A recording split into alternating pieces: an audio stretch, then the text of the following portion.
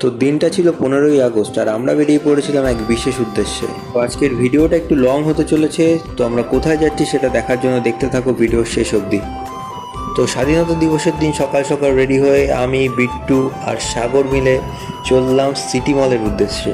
তো তোমরা হয়তো জানো সিটি মল বারাসাতে আছে, কিন্তু আমরা নেমেছিলাম হৃদয়পুর স্টেশনে, কারণ হৃদয়পুর স্টেশন থেকে ম্যাক্সিমাম 10 মিনিটের হাঁটা পথে আমরা পৌঁছে যেতে পারি সিটি মলে।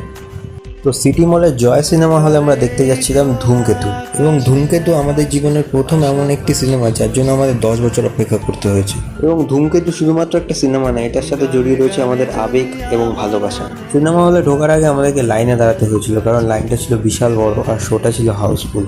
যেহেতু আমরা আগের দিন টিকিট কেটে রেখেছিলাম, তাই হয়তো আমরা টিকিটটা পেয়েছিলাম, নাহলে হয়তো আমরা সেটাও পেতাম না। এবং হলে ঢোকার সঙ্গে সঙ্গে শুরু হয়ে গেছিল জাতীয় সঙ্গীত, কারণ দিনটা ছিল 15ই আগস্ট।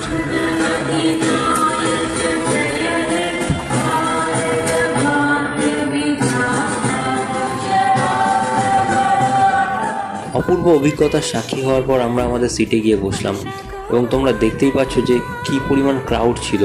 পুরো বলতে গেলে ম্যাক্সিমাম হাউস ফুল ছিল, হয়তো 1-2 সিট বাকি ছিল, বাট পরে সেটাও ফুল হয়ে গেছিলো। তো দেখতে দেখতে আমাদের শো স্টার্ট হলো।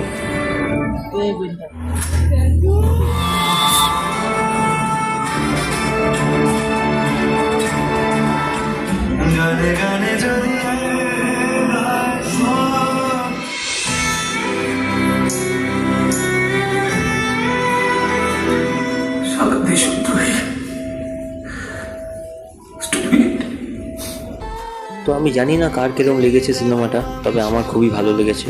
সিনেমাটার মধ্যে লুকিয়ে রয়েছে আবেগ এবং বাস্তবতা। আপনারাও একবার দেখে আসুন, আশা করি সবার ভালো লাগবে।